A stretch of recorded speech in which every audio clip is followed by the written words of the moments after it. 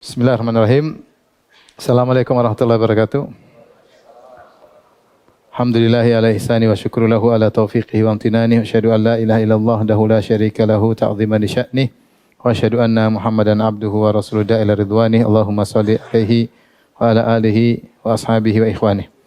Kita masih lanjutkan perkataan At-Tahawi sebelum kita masuk dalam Isra Mi'raj.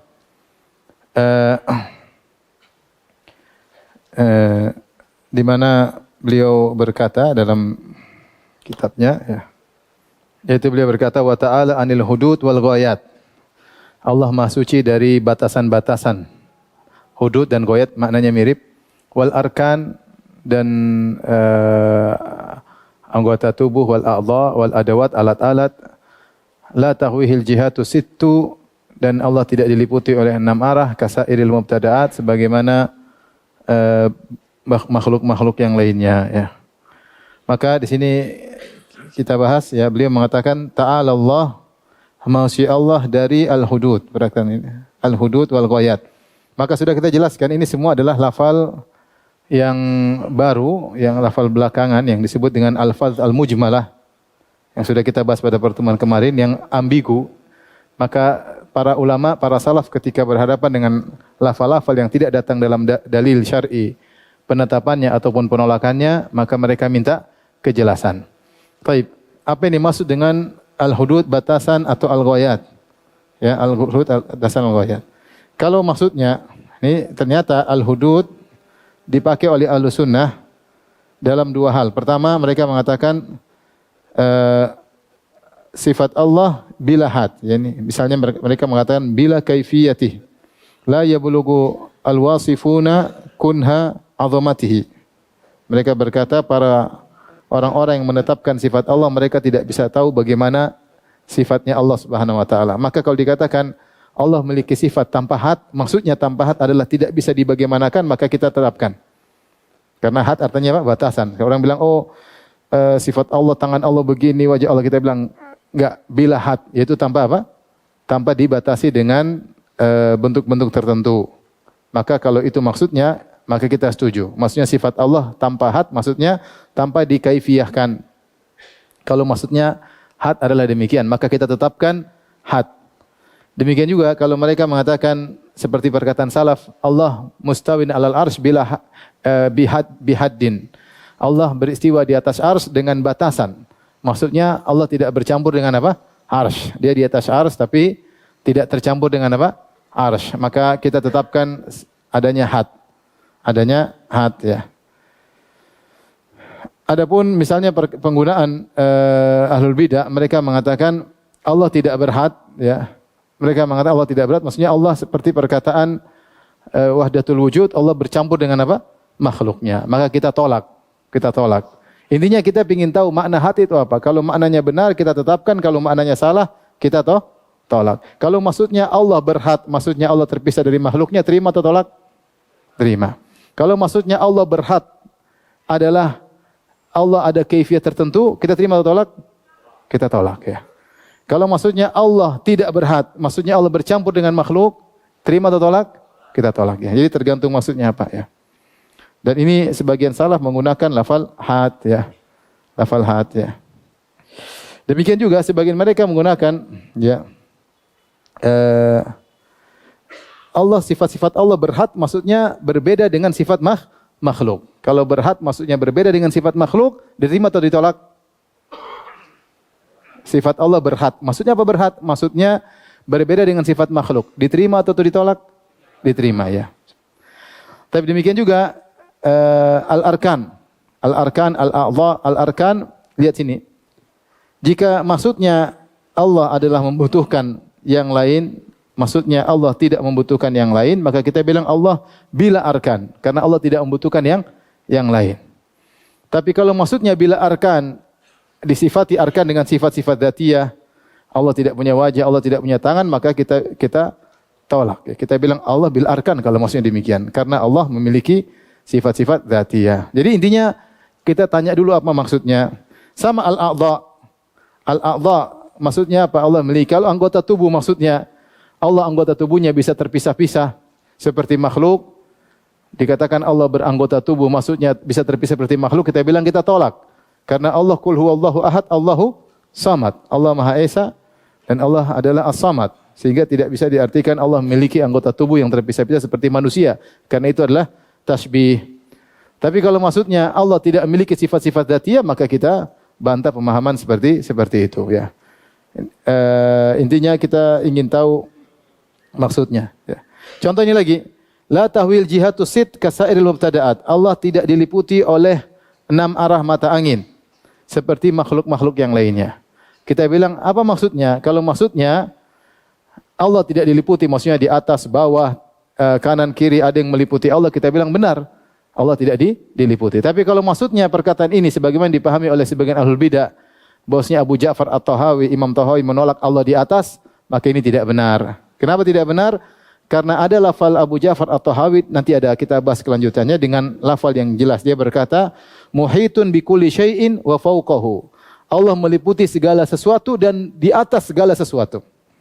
Ini jelas dalam nanti akan ada pembahasannya. Jadi sebagian ahlul bidah mereka berdalil dengan perkataan Imam Tahawi, la tahwihi al-jihatu sit. Nih mereka bilang ini.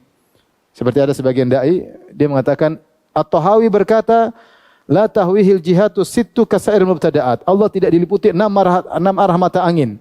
Berarti tidak boleh kita bilang Allah di atas karena At-Tahawi berkata demikian. Padahal bukan itu maksud Imam At-Tahawi. Maksudnya Allah tidak seperti makhluk, ada yang naungi atas, naungi bawah, paham? Naungi kanan, naungi kiri, tidak. Buktinya apa? Karena At-Tahawi nanti akan berkata dalam bahasnya, kita akan bahasnya suatu saat, dia berkata dalam akidahnya, muhitun bi kulli syai'in wa fawqahu. Allah meliputi segala sesuatu dan di atas segala apa? Sesuatu. Jadi Allah di luar alam. Allah di luar alam. Kita ini cuma ada alam, setelah alam ada Allah. Sebagaimana kita bahas pada pertemuan lalu, masih ingat ya? Allah ketika menciptakan alam ada 3 kemungkinan, paham? Kemungkinan pertama, Allah ciptakan alam dalam zat Allah. Boleh atau tidak? Tidak boleh. Kemudian kedua, Allah ciptakan alam di luar zat Allah, kemudian Allah masukkan dalam zat Allah. Boleh atau tidak?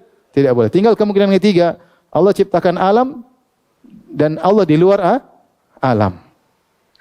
Untuk mudah menggambarkan ini, ingat firman Allah, wa ma qadarullah haqqa qadrih, mereka tidak mengagungkan Allah sebagaimana mestinya, wal ardu jami'an qabdatuhu yaumal qiyamah. Sungguh pada hari kiamat bumi dalam genggaman Allah.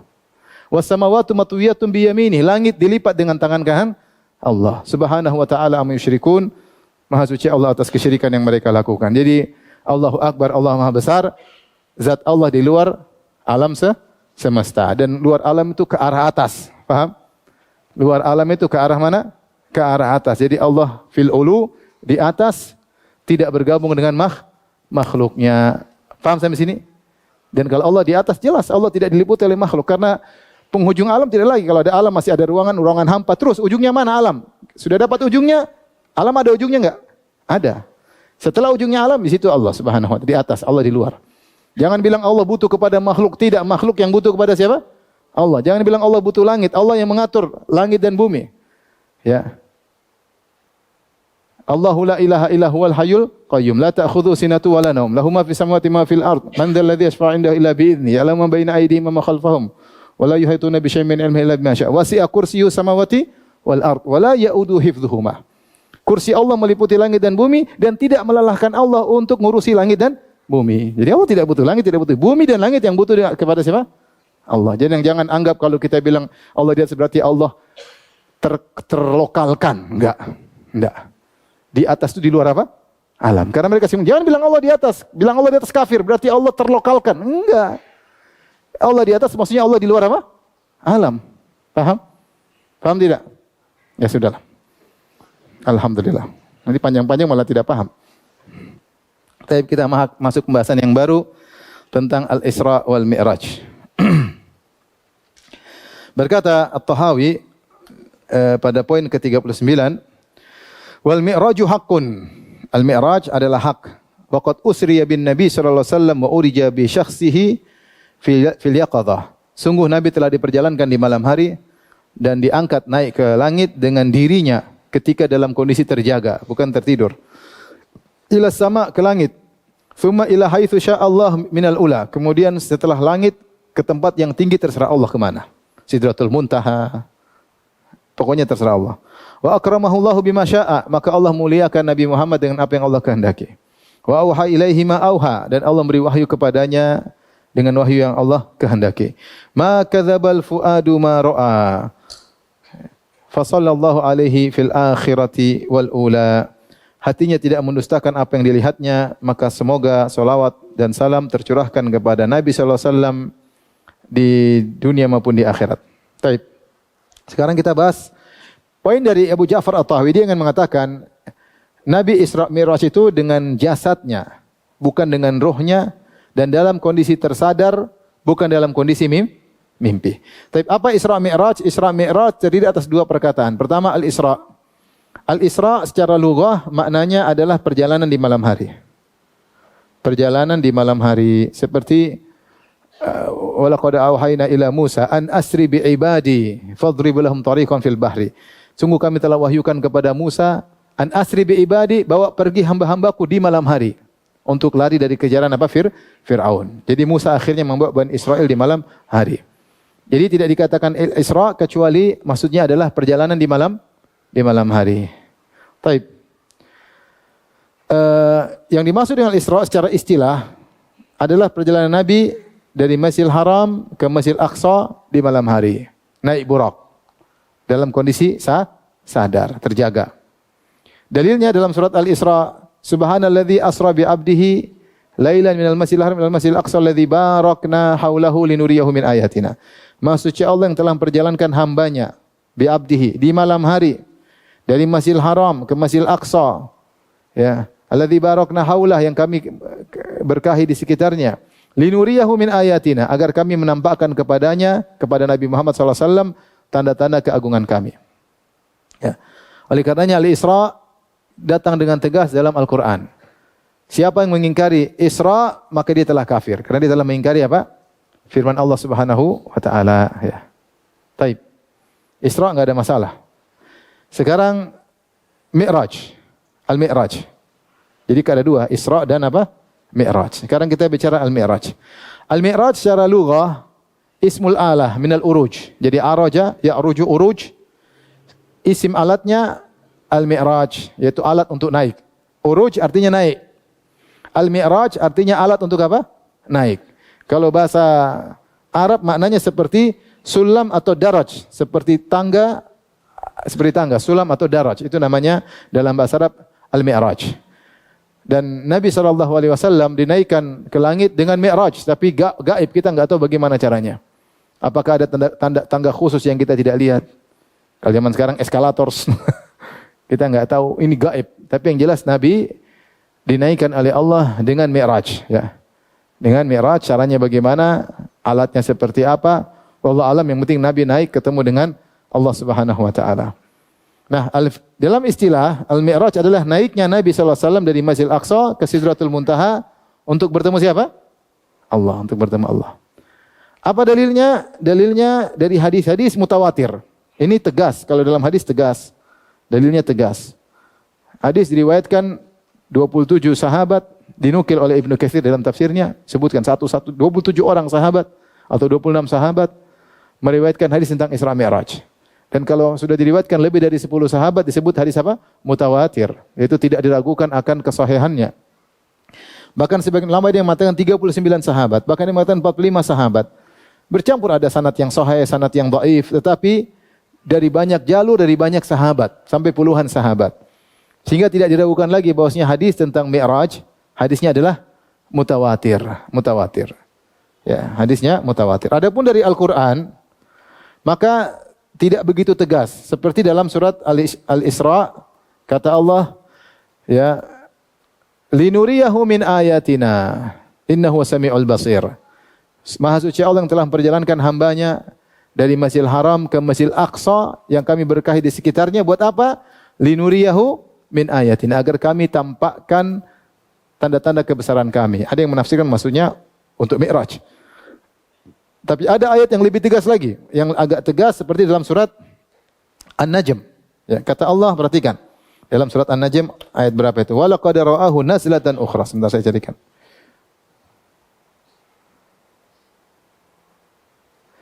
Wa laqad ayat 13 surat An-Najm. ayat 13 dan seterusnya ya. Ayat 18 sampai 18. Tapi saya bacakan. Allah berfirman, "Wa laqad ra'ahu nazlatan ukhra." Sungguhnya Rasulullah telah melihatnya, melihat Jibril pada waktu yang lain. Rasulullah melihat Jibril dalam bentuk aslinya kapan pertama kali?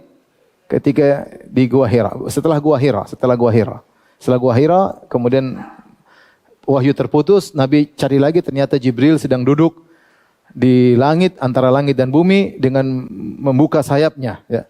Itu pertama kali Rasulullah SAW melihat Jibril dalam bentuk apa? Aslinya. Adapun di Gua Hira, menurut pendapat yang sahih, Jibril datang dalam bentuk manusia. Ya. Setelah itu wahyu terputus, baru kemudian Nabi melihat Jibril alaihissalam dalam bentuk aslinya. Ketika Mi'raj, Rasulullah SAW, walaqad ra'ahu nazlatan ukhra, sungguh Nabi Muhammad melihat Jibril dalam bentuk aslinya dalam kesempatan yang lain. Di mana? Inda Sidratil Muntaha. Sidratil Muntaha di mana? Di atas. Berarti ini Mi'raj. Berarti Rasulullah SAW melihat Jibril ketika Nabi sedang di mana? Sidratil Muntaha. Berarti Nabi sedang naik enggak? Naik. Maka ayat ini tegas karena Allah mengatakan Inda Sidratil Muntaha. Nabi melihat Jibril dalam bentuk aslinya ketika beliau sedang di mana? Sidratul Muntaha. Kapan? Ketika sedang Mi'raj. Maka ayat ini lebih tegas. Dalam surat An-Najm ini tegas bahwasanya Rasulullah SAW pernah naik ke Sidratul Muntaha. Indaha jannatul ma'wa. Di sisi Sidratul Muntaha ada surga. Surga tempat tinggal. Surga letaknya di langit. Idh yaksha sidrata ma yaksha. Ketika Sidratul Muntaha diliputi dengan keindahan yang luar biasa. Ma zaghal basar wa ma tagha. Penglihatan Muhammad tidak berpaling dari yang dia lihat dan tidak juga melampauinya. Laqad ra'a min ayati rabbihil kubra. Sungguh Muhammad telah melihat dari tanda-tanda Allah yang besar. Ayatihil kubra ditafsirkan dengan seperti dalam surat Al-Isra, linuriyahu min ayatina. Jadi ini ditafsirkan. Taib. Jadi maksud saya dalil Mi'raj juga ada dalam Al-Quran meskipun tidak tegas sekali ya, tapi cukup jelas ya. Karena Allah mengatakan walaqad ra'ahu nazlatan ukhra inda sidratil muntaha. Sungguh Nabi telah melihat Jibril dalam bentuk aslinya ketika di Sidratil Muntaha. Nabi kapan ke Sidratil Muntaha? Waktu Mi'raj. Waktu Mi'raj. Maka ini dalil bahwasanya ada Mi'raj. Sampai sini paham? Paham ya? Baik, kita lanjutkan. Saya mau kasih bahan banyak biar ujiannya susah. Tapi beberapa permasalahan. Permasalahan pertama, waktu Isra Mi'raj. Waktu Isra Mi'raj tidak ada dalil menentukan kapan tahunnya, tidak ada dalil akan kapan bulannya, tidak ada dalil tentang kapan harinya. Sehingga para ulama khilaf luar biasa tentang hal ini. Ibnu Hajar ya, kalau saya membacakan panjang sekali dalam Fathul Bari jilid 7 halaman 242 ya. Jilid 7 halaman 242 ya. Dia sebutkan lebih dari mungkin 20 perkataan, 20 pendapat. Ada yang mengatakan tahunnya beda, ada yang mengatakan setahun sebelum hijrah, ada yang mengatakan 8 bulan sebelum hijrah, ada yang mengatakan 3 tahun sebelum hijrah. Khilaf sampai 10 lebih pendapat ya tentang tahunnya maupun bulannya. Sehingga tidak ada dalil yang mengatakan bahwasanya Isra Mi'raj terjadi pada tanggal 27 Rajab. Itu enggak ada dalilnya, sama sekali tidak ada. Hanya pendapat tanpa dalil, pendapat puluhan. Lihat dinukil oleh Ibnu Hajar dalam Fathul Bari ya. Puluhan pendapat. Akan tapi kebanyakan ulama hampir sepakat, kalau saya boleh katakan hampir semua sepakat, bahwasanya kejadian Isra Mi'raj terjadi setelah bi'tsah, yaitu setelah Nabi diangkat menjadi seorang nabi dan sebelum hijrah. Tapi tahun berapa kenabian? Wallahu alam. Karena Nabi di Mekah 13 tahun berdakwah. Jadi tahun pertama kenabian, Nabi umur 40 tahun diangkat menjadi seorang nabi. Tahun-tahun pertama, tahun kedua, tahun ketiga, sampai tahun ke-13 baru Nabi berhijrah. Nabi 13 tahun di Mekah berdakwah dan 10 tahun di kota Madinah. Nah, pada tahun berapa kenabiankah Nabi di Mi'rajkan, Isra Mi'raj? Wallahu a'lam. Paham? Jadi kalau ada yang bilang 27 Rajab, enggak ada dalilnya. Pendapat puluhan, semua juga ada dalil. Cuma pendapat-pendapat dan katanya-katanya. Baik. Kesimpulannya, oleh karenanya tidak ada bid'ah perayaan khusus Isra Mi'raj. Tidak ada. Tidak ada perayaan ibadah namanya perayaan Isra Mi'raj. Tidak ada. Karena harinya pun tidak tahu kapan. Bulannya pun tidak tahu kapan, tahunnya pun tidak tahu kapan. Terus apa yang mau dirayakan? Enggak tahu. Ya, terus apa yang mau dirayakan? Ya. Kalaupun tahu harinya pun tidak ada syariat dirayakan. Apalagi tidak tahu hari dan bulannya, enggak tahu. Baik. Perhatikan, apa dalil tidak ada perayaan Isra Mi'raj? Yang pertama, malam ini adalah malam yang agung. Allah mengagungkan malam tersebut. Malam yang agung. Subhanalladzi asra bi 'abdihi lailan. Ya. Sungguh Allah telah memperjalankan hambanya di malam apa? Hari, itu malam yang agung. Sampai para ulama khilaf, mana yang lebih agung? Malam Isra Mi'raj atau malam Lailatul Qadar? Khilaf. Karena Lailatul Qadar juga diagungkan oleh Allah. Inna anzalnahu fi Lailatul Qadar. Inna anzalnahu fi Lailatin mubarakah dan seterusnya. Lailatul Qadri khairum min alfi syahr. Baik. Ibnu Taimiyah rahimahullah punya pendapat. Beliau mengatakan terkait dengan seluruh kaum muslimin, maka malam yang terbaik adalah malam Lailatul Qadar. Tapi terbaik bagi Nabi adalah malam Isra Mi'raj. Karena di malam tersebut Nabi benar-benar dimuliakan. Diangkat sampai ke Mi'raj, sampai di Sidratul Muntaha. Berbicara langsung dengan Allah, diberikan wahyu langsung oleh Allah Subhanahu wa taala, salat 5 waktu. Kapan? Ketika Isra Mi'raj. Maka itu adalah malam terbaik bagi Nabi sallallahu alaihi wasallam. Kira-kira Nabi mengagungkan malam itu enggak? Mengagungkan, ini peristiwa yang luar biasa. Kira-kira para sahabat mengagungkan malam itu juga? Iya. Tapi ternyata Nabi tidak pernah merayakan hari Isra Mi'raj.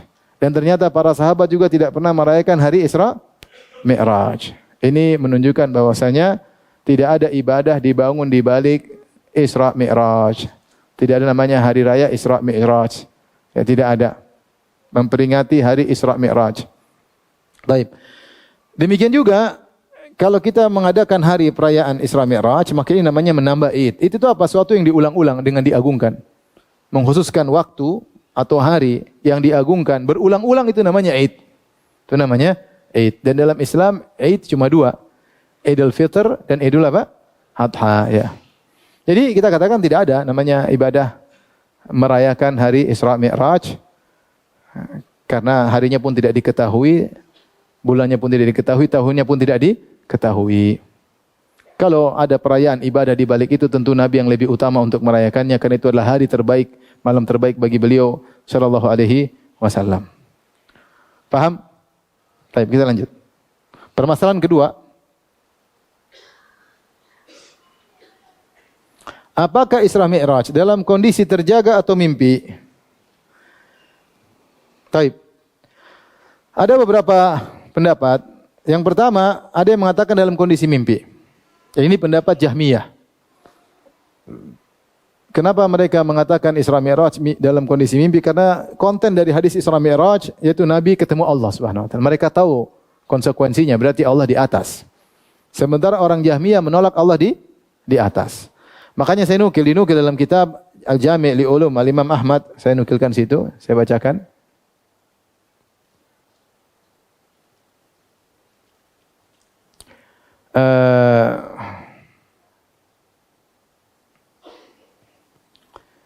Berkata Abu Bakar Al-Marruzi, qultu li Abi Abdullah, aku berkata kepada Imam Ahmad, yuhka an Musa bin Uqbah annahu qala ahadithul Isra manam. Diriwayatkan dari Musa bin Uqbah, dia berkata bahwasanya hadis-hadis tentang Isra Mi'raj itu hanyalah mimpi Nabi, bukan dalam kondisi terjaga. Faqala, apa kata Imam Ahmad? Hadza kalamul Jahmiyah. Ini adalah perkataan Jahmiyah. Ya, perkataan Jahmiyah. Demikian juga dalam riwayat yang lain, ya. Ini semua disebut dalam dinukil dalam buku apa namanya? Al-Jami' li Ulum Ahmad. Dinukil juga oleh Ibnu Taimiyah dalam Bayan Talbisul Jahmiyah. Kemudian Ibnu Taimiyah menjelaskan, ya, dalam Bayan Talbisul Jahmiyah jilid 7 halaman 281, ya. Wa qaulul Imam Ahmad hadza qaulul Jahmiyah li anna ahadits al-Mi'raj tadullu ala anna Allah fawq wa ghairu dzalika mimma tunkirul Jahmiyah. Karena hadis-hadis tentang Mi'raj kontennya bertentangan dengan akidah Jahmiyah. Di antaranya Allah di atas. Mereka tahu. Di antaranya Allah berbicara dengan siapa? Tapi yang paling inti mereka mengatakan mereka menolak Allah di atas. Sementara dalam Isra Mi'raj Rasulullah naik ke atas untuk ketemu siapa? Allah Subhanahu wa taala. Maka mereka menolak karena ada sifatul ulu. Sehingga mereka mengatakan ini hanyalah mimpi. Ini hanyalah apa? mimpi. Tentunya ini adalah kesesatan. Ini adalah kesesatan. Karena menolak mukjizat. Menolak mukjizat Nabi. Kalau ini hanyalah mimpi, apa keistimewaan Nabi sallallahu alaihi wasallam kalau begitu? Iya enggak? Orang mimpi macam-macam, iya enggak? Mimpi lebih dari ini juga bisa. Ya. Mimpi ketemu Jibril, mimpi ketemu siapa, mimpi namanya mimpi terserah. Pintu mimpi terbuka selebar-lebarnya. Maka ini adalah kesesatan karena menolak mukjizat Nabi sallallahu alaihi wasallam. Paham? Taib. Pendapat kedua, Isra Mi'raj hanya dengan ruh. Hanya dengan ruh. Pendapat ini diriwayatkan dari sebagian sahabat, disebutkan dari Aisyah, dari Muawiyah, tetapi tidak ada sanad yang sahih.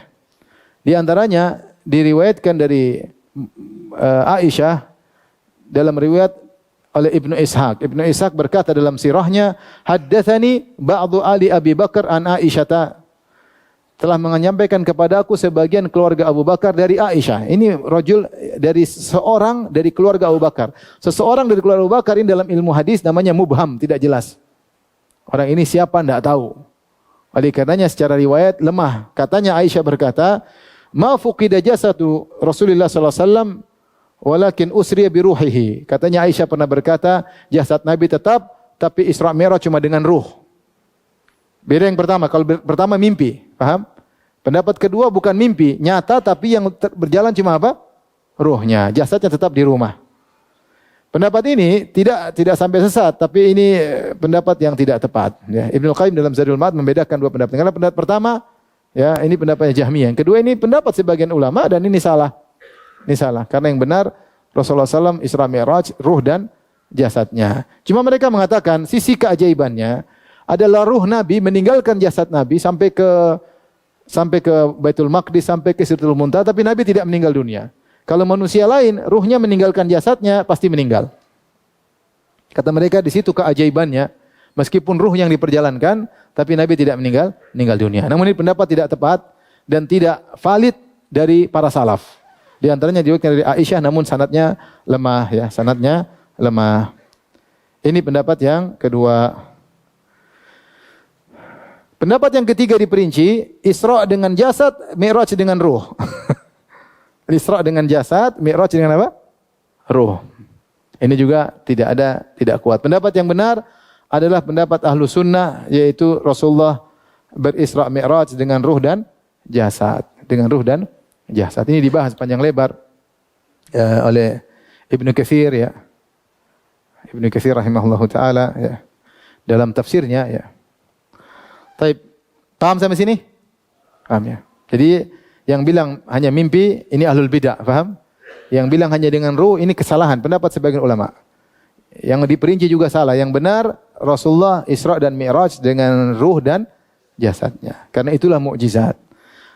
Apa dalil bahwasanya Rasulullah SAW Isra Mi'raj dengan ruh dan jasad? Banyak. Pertama, Allah mengatakan subhanalladzi asra bi 'abdihi.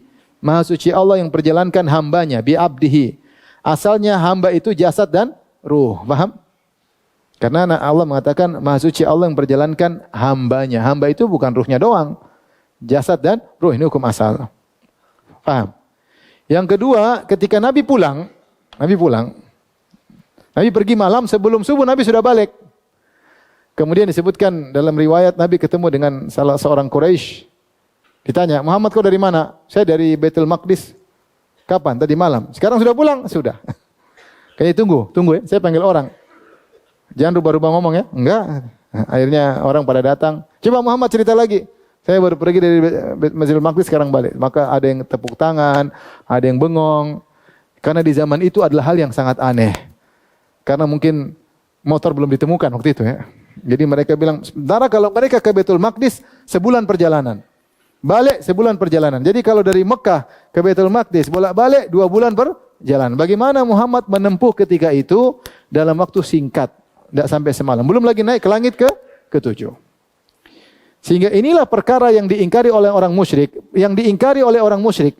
Nabi ngaku berjalanan dengan mimpi saja. Hah? Kalau dengan mimpi orang Quraisy tidak akan ketawain Nabi, paham? Ya udah silakan mimpi, namanya mimpi. Tetapi Nabi memang mengatakan dirinya bukan cuma ruhnya dan bukan cuma sekedar apa? Mimpi. Maka inilah yang dianehkan oleh orang Quraisy karena Nabi mengaku dia pergi dengan dirinya. jasadnya ke Masjidil Aqsa, terus balik lagi kurang dari satu malam.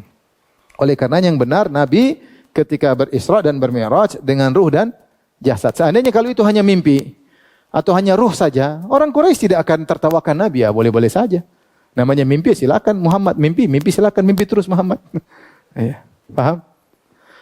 Yang kedua, dijadikan bahan untuk mencela Abu Bakar. Maka ketika Rasulullah mengaku pergi dari Mekah ke Masjid Aqsa, balik lagi dalam kurang satu malam, maka mereka datang ke Abu Bakar, mereka berkata, "Wahai Abu Bakar, sahabatmu bilang begini.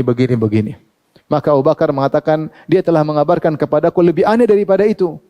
Dia telah mengabarkan dia dapat wahyu dari Allah Subhanahu wa taala. Kalau dia katakan yang lebih aneh, tentu akan saya benarkan. Apapun yang dia omongin Muhammad, saya akan apa? Benarkan. Maka ketika itu Abu Bakar diberi gelar dengan apa? As-Siddiq. Kemudian dalam sebagian riwayat, sebagian orang ada yang murtad. Ada yang murtad ketika itu karena aneh dengan kejadian tersebut. Kejadian apa? Kejadian jasad Nabi atau mimpi Nabi? Jasad Nabi yang pergi ke Masjidil Aqsa balik kurang dari satu malam. Di antara dalil juga bahwasanya Rasulullah SAW berisra dan mi'raj dengan jasad dan ruhnya adalah firman Allah. Walaqad ra'ahu nazlatan ukhra 'inda sidratil muntaha. Sungguh Nabi telah melihat malaikat Jibril dalam kesempatan yang lain dengan bentuk aslinya ketika di Sidratul Muntaha. Kesempatan pertama Nabi lihat ketika masih di Mekah, ya enggak? Ketika awal wahyu dah datang. Waktu Nabi lihat dalam kondisi ruhnya saja atau dalam kondisi terjaga? Terjaga. Berarti Nabi ketika di Sidratul Muntaha juga dalam kondisi terjaga dengan ruh dan jasadnya. Karena Allah menyamakan. Sungguh dia telah melihat lagi kedua kalinya. Sebagaimana Nabi di awal kali melihat dalam kondisi terjaga dan melihat dengan ruh dan jasadnya, lihat malaikat Jibril, maka ketika Nabi sedang di Sidratul Muntaha juga kondisinya sama, dalam kondisi terjaga dengan ruh dan jasadnya melihat siapa? Malaikat Jibril. Nah, Nabi ketika di Sidratul Muntaha namanya sedang mi'raj. Sedang apa? Mi'raj. Paham sampai sini? Paham tidak? Insyaallah paham lah. Saya sudah tulis capek-capek ente. Saya tulis ini supaya ujian. Baik. Terakhir, penyimpangan terkait Isra Mi'raj. Baik, pertama tadi mengatakan Isra Mi'raj hanya dalam mimpi. Ini pendapat tadi siapa? Jahmiyah. Kedua, mengingkari Isra Mi'raj tidak masuk akal. Dan ini pendapat sampai aklaniyin, pengagung akal sampai zaman sekarang. Ada yang menolak Isra Mi'raj. Kata mereka, kalau Mi'raj itu kan melewati atmosfer. Atmosfer itu dilewati harus badan terbakar, ya. Enggak mungkin. Enggak mungkin Muhammad ke Isra mungkin lah, tapi Mi'raj enggak masuk akal. Sehingga mereka menolak, ya. Bantahannya mudah, ya. Ini bantahan pertama, ini terkait dengan kekuatan Allah, kudratullah. Allah mampu enggak bikin Muhammad nembus langit? Secara logika mampu enggak? Ya mampu. Kenapa kau bilang tidak mungkin? Kalau inilah makanya mukjizat, karena suatu yang tidak mungkin menurut apa? Kamu. Paham? Terus yang kedua, tentu ada perbedaan antara mustahil secara adat dengan mustahil secara akal. Mustahil secara adat maksudnya tidak biasa terjadi. Beda dengan mustahil secara akal. Mustahil secara akal itu seperti penggabungan dua yang kontradiksi. Tuhan sekaligus Khalik sekaligus makhluk. Ini enggak mungkin. Enggak mungkin ada Khalik sekaligus apa? Makhluk. Kalau Khalik mencipta, makhluk diciptakan. Enggak mungkin. Makanya perkataan, apakah Allah bisa menciptakan Allah semisalnya? Enggak mungkin, itu pertanyaan salah. Secara akal enggak mungkin, karena namanya Tuhan itu bukan diciptakan. Bagaimana Allah menciptakan Maha Pencipta? Enggak bisa. Jadi menggabungkan antara Tuhan dengan makhluk itu enggak bisa. Seperti menggabungkan antara ada dan tiada, enggak bisa. Ada ya ada, tiada ya tiada. Ada dan tiada enggak bisa digabungkan, ya. Seperti orang mengatakan, bisakah kamu bikin bujur segi 4 bulat? Ya enggak bisa. Kalau bulat-bulat segi 4 apa? Segi 4. Bisa kamu bikin segitiga bulat? Ya enggak bisa lah. Ini namanya tidak logis secara akal. Bisakah kamu naik ke bawah? Salah pertanyaannya. Naik ke atas. Kalau turun ke bawah. Naik ke bawah itu gendeng namanya. Paham? Itu namanya mustahil akli. Secara akal tidak bisa. Tapi kalau mustahil secara adat tradisi, misalnya satu orang terbang, itu memang mustahil secara tradisi. Tapi kalau Allah bisa, tidak mustahil. Ini namanya mustahil bukan akli, tapi mustahil secara tradisi. Karena secara tradisi manusia tidak punya kemampuan untuk apa? Terbang. Ya. Ada orang umur 2000, 5000 tahun, secara mustahil menurut kita. Tapi secara Mungkin saja kalau Allah berkehendak. Buktinya Allah pernah bikin Nabi Nuh lebih dari 1000 tahun. Paham? Ya, maksud saya beda antara. Jadi mereka seakan-akan memustahilkan secara akal, padahal itu bukan mustahil akli, tapi mustahil secara tradisi. Ya, dan ini terkait dengan kemampuan Allah. Kalau Allah mampu, mudah. Makanya namanya mukjizat. Baik, banyak hal yang tadinya dianggap mustahil sekarang biasa. Contoh, orang-orang Quraisy ketika Rasulullah mengabarkan, mereka tidak sedang singgung masalah Sidratul Muntaha. Yang mereka mustahilkan adalah dari Masjidil Haram ke Masjid apa? Aqsa. Mereka tidak bicara masalah Sidratul Muntaha. Tapi dari Masjidil Haram ke Masjidil Aqsa bolak-balik kurang 1 malam. Padahal mereka 2 bulan. Pakai kuda 2 bulan. Kalau sekarang ada orang cerita gitu, kita percaya enggak? Percaya, tinggal naik jet pribadi. Bolak-balik selesai. Apa susahnya? Ya, pergi 1 jam, pulang 1 jam, 2 jam sudah balik. Ya, dari Masjidil Aqsa. Di zaman itu motor belum ditemukan, sepeda juga mungkin belum ditemukan. Mungkin mereka heran, tapi sekarang tidak ada yang heran. Jadi ada suatu hal yang menurut tradisi tidak masuk akal, ternyata belakangan bisa saja terjadi. Ya. Maka ini sesuai dengan kemampuan Allah Subhanahu wa taala. Kemudian kalau kamu beriman dengan malaikat naik turun langit, ya, bisa menembus langit tanpa terbakar malaikat tersebut, ya Allah jadikan manusia juga mudah bagi Allah Subhanahu. Maka ini namanya mukjizat. Faham? Taib, ini kesesatan yang kedua. Kesesatan yang ketiga, mengingkari Isra Mi'raj, menganggap hadisnya ahad. Ini sebagian Mu'tazilah. Sebagian Mu'tazilah dalam buku mereka, tidak semua. Zamakhsyari sepertinya menetapkan Isra Mi'raj, tapi sebagian Mu'tazilah, ya, sebagian Mu'tazilah mengingkari hadis Isra Mi'raj dengan mengatakan hadisnya ahad. Sementara masalah akidah harus dibangun di atas keyakinan, dan hadis ahad tidak menimbulkan keyakinan. Bantahannya mudah, ini hadis bukan hadis ahad, hadis mutawatir. Bantahannya ini hadis mutawatir. Mereka demikian. Seperti Al-Qadhi Abdul Jabbar ketika menolak tentang hadis-hadis melihat Allah pada hari kiamat, kata dia hadis ahad, padahal hadisnya mutawatir. 20 sahabat lebih yang meriwayatkan tentang hadis melihat Allah Subhanahu wa taala. Karena kebodohan mereka tentang ilmu hadis, mereka bilang hadis apa? Ahad, padahal hadisnya mutawatir. Karena mereka tidak mau terima. Kalau mereka terima tentang ini, maka repot, Allah di atas. Sementara Mu'tazilah, Jahmiyah menolak Allah di atas. Paham? Yang keempat, tafsir kebatinan. Tafsir kebatinan ini disebutkan oleh Ibn Taimiyah dalam Murad Al-Mantiqiyin halaman 545. Pendapat penulis As-Sirrul Maktum fi Sihr wa Mukhatabatin Nujum, ini buku dinisbahkan kepada Ar-Razi. Khilaf, apakah ini buku dia atau bukan? Tapi dia menafsirkan dengan tafsiran kebatinan bahwasanya ketika Nabi naik ke langit pertama ketemu dengan bintang ini, namanya Yusuf misalnya. Kemudian ke langit kedua ketemu bintang ini. Jadi nabi-nabi itu ibarat dari apa? Bintang. Namanya tafsir kebatinan, bukan zahirnya. Ya. Dalam rangka menolak juga Allah di atas. Demikian juga Ibn Arabi sama tafsirannya seperti ini. Baik, kita lanjutkan yang terakhir tentang Asy'ariyah. Bagaimana sikap mereka terhadap hadis Al-Isra wal Mi'raj, ya. Kita tahu Asy'ariyah menolak Allah di atas, ya.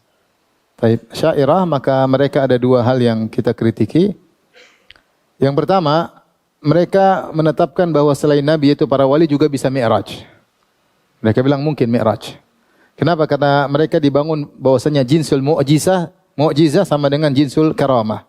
Ini sudah kita bahas bahwasanya di antara khawariqul adah, suatu yang keluar daripada kebiasaan, itu kejadian luar biasa, ada 3. Ada namanya mukjizat atau dalailun nubuwah, tanda-tanda kenabian. Ada namanya karamatul auliya, karamah para wali. Ada namanya sihir. Ada namanya apa? Sihir. 3 ini tentu berbeda, secara jenisnya berbeda. Mereka sepakat sama-sama suatu hal yang melampaui batas atau di luar hal yang wajar, tetapi jenis tanda kenabian tidak sama dengan karamah para wali, tidak sama. Ya, tidak sama. Ya. Contoh seperti karamah para wali bisa seperti dialami oleh sahabat. Sahabat ketika ditangkap tahu-tahu ada makanan datang. Ini karamah. Tapi kalau mukjizat Nabi, makanan sedikit jadi apa? Banyak. Ini mukjizat. Jadi maksud saya levelnya berbeda. Sama-sama hal yang luar biasa, tetapi levelnya berbeda. Faham maksud saya? Faham saya. Ya. Seperti mukjizat Nabi Musa alaihissalam. Ular jadi apa? Tongkat jadi apa? Ular. Ini luar biasa, ya. Di luar daripada Karomah tidak sampai seperti itu. Memang karomah kejadian luar biasa, tapi tidak sampai selevel mukjizat. Makanya Ibnu Taimiyah dalam kitabnya An-Nubuwat membantah orang yang mengatakan bahwasanya jenis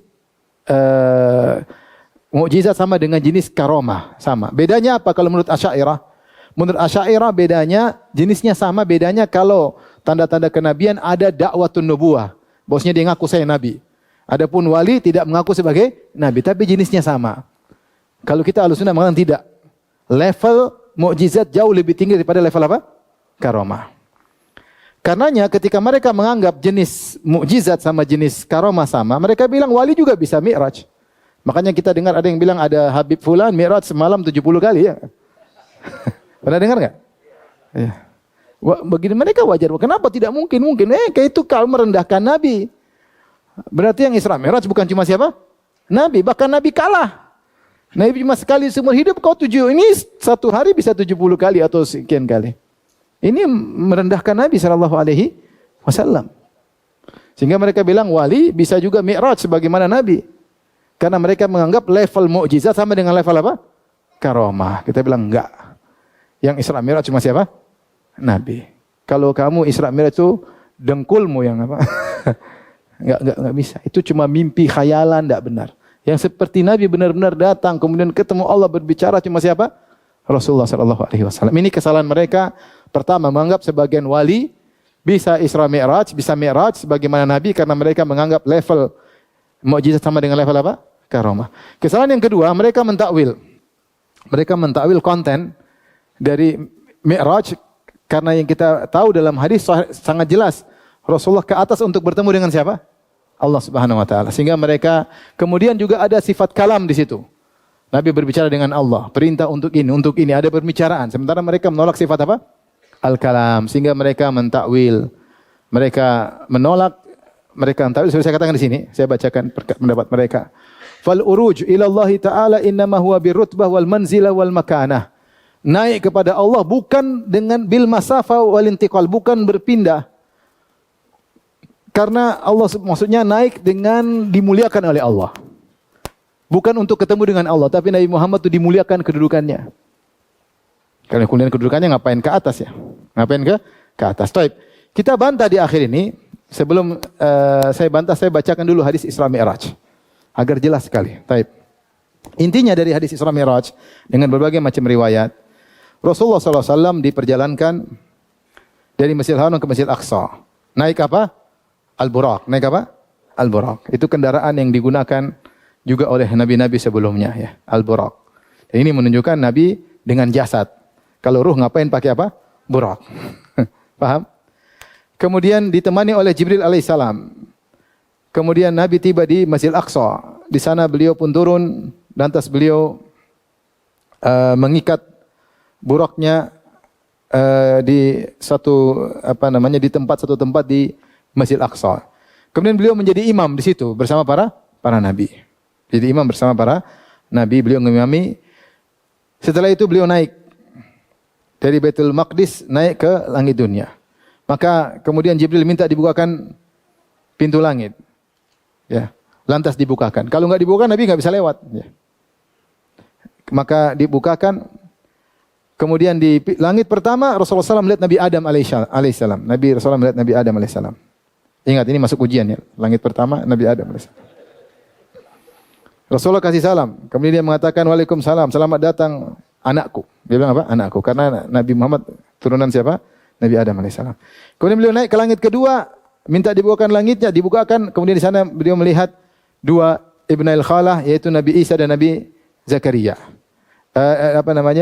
Nabi Yahya. Nabi Isa dan Nabi Yahya alaihi wassalam. Di langit keberapa? Langit kedua. Kemudian naik langit ketiga, Rasulullah SAW melihat Nabi Yusuf alaihissalam. Rasulullah mengatakan, laqad u'tiya syatrul jamal. Yusuf telah diberikan setengah ketampanan. Kemudian Nabi naik lagi ke langit yang keempat. Ketemu Nabi Idris. Nabi Idris ini tafsir wa rafa'nahu makanan aliyah. Kami naikkan dia di atas tempat yang tinggi. Kemudian ucapkan salam, kemudian tarhib dan seterusnya. Kemudian naik lagi ke langit yang kelima. Ketemu di sana Nabi Harun bin Imran. Nabi Harun saudaranya Nabi Musa. Langit ke berapa? 5. Ingat, Nabi Harun langit ke 5. Kemudian naik lagi ke langit ke-6, ketemu Nabi Musa alaihissalam. Kemudian naik lagi ketika Nabi pergi, Nabi Musa menangis. Maka ditanya, "Wa ma yubkik? Apa yang buat kau menangis?" Abki li anna gulaman bu'itsa ba'di yadkhul jannata min ummati aktsar mimma yadkhuluha min ummati. Aku menangis karena ada pemuda diutus setelahku, ternyata pengikutnya lebih banyak masuk surga daripada pengikutku. Ini bukan hasad Nabi Musa, tidak, tapi dia ghibtah, yaitu ada karena semakin banyak pengikut semakin apa? Mulia. Ada kedudukan yang tinggi yang dia tidak bisa meraihnya. Kedudukan yang diraih oleh siapa? Nabi Muhammad sallallahu alaihi wasallam. Kemudian Nabi naik lagi sampai ke langit ke-7. Sampai ke langit ke-7 Nabi sallallahu alaihi wasallam bertemu dengan Ibrahim alaihissalam. Ibrahim juga berkata, "Marhaban bibni." Selamat datang putraku. Karena Nabi Muhammad keturunan Ibrahim dan juga keturunan siapa? Nabi Adam alaihissalam. Jadi mereka manggil Nabi Muhammad dengan putraku. Setelah Rasulullah SAW dinaikkan ke Sidratul Muntaha sampai diperlihatkan baginya Baitul Ma'mur. Kemudian Rasulullah naik ketemu Al-Jabbar, ketemu Allah Subhanahu wa taala. Kemudian Allah beri wahyu kepada Nabi sallallahu alaihi wasallam, fa wahil abdihi ma auha. Allah beri wahyu kepada Nabi. Maka Allah mewajibkan salat 50 waktu sehari semalam. Dan Rasulullah terima. Faraja hatta marra ala Musa. Rasulullah turun ke langit ke-6 ketemu Nabi Musa. Nabi Musa bertanya, "Kau diperintahkan apa?" Kata Rasulullah, 50 salat. Kata Nabi Musa, "Baik, inna ummataka la tutiku dzalik." Umatmu enggak mampu. Umatmu enggak mampu. Irji ila rabbik fas'alu lahu takhfif. Kembali ke Rabbmu. Kembali ke mana? Ke Rabbmu. Kembali ke Rabbmu. Naik lagi Rasulullah. Mintalah keringanan, maka Rasulullah SAW minta keringanan sampai akhirnya turun lagi. Diturunkan, ada yang bilang turunkan 55, ada yang bilang turunkan 10-10. Jadi naik 50 jadi 45. Ada yang mengatakan jadi 40. Turun ketemu Musa berapa? 40. Minta lagi. Naik lagi. 40 jadi 30. Turun lagi berapa? 30 minta lagi, naik lagi jadi 20, minta lagi jadi 10, minta lagi jadi 5, minta lagi. Malu kata Nabi sallallahu alaihi wasallam. Maka Rasulullah SAW bolak-balik, alhamdulillah ada Nabi Musa. Kalau enggak ada Nabi Musa kita salat 50 waktu, mampus. Itu Nabi Musa sayang kepada umat Nabi Muhammad sallallahu alaihi wasallam. Nabi Musa sayang sama kita. Makanya dia bilang umatmu tidak mampu. Ya. Hatta jala khamsan. Maka fa amarahu birruju' wa su'alit takhfif. Nabi Musa suruh balik lagi ke Allah. Maka Nabi berkata, "Qad istahyaitu min rabbi." Aku malu kepada Rabbku. Walakin arda wa usallim. Aku terima dan aku pasrah. Maka nada munadin, Allah berkata, "Qad amdaitu faridati wa khaffaftu an ibadi." Aku telah menetapkan kewajiban atas salat 5 waktu dan aku telah memberi keringanan atas hamba-hambaku. Ini kira-kira tentang hadis Isra Mi'raj. Jelas sekali bahwasanya Nabi naik ke atas ketemu siapa? Allah. Kalau Allah tidak di mana-mana, Allah tidak di mana-mana, sebagai perkataan sebagian ahlul bidah. Allah tidak di atas, tidak di bawah. Terus ngapain Nabi Musa bilang, "Pergi balik ke Allah"? Mau kemana Musa? Emang Allah di mana? Kalau memang Allah tidak di mana-mana. Paham?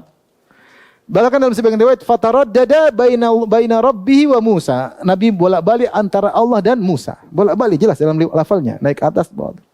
Ya.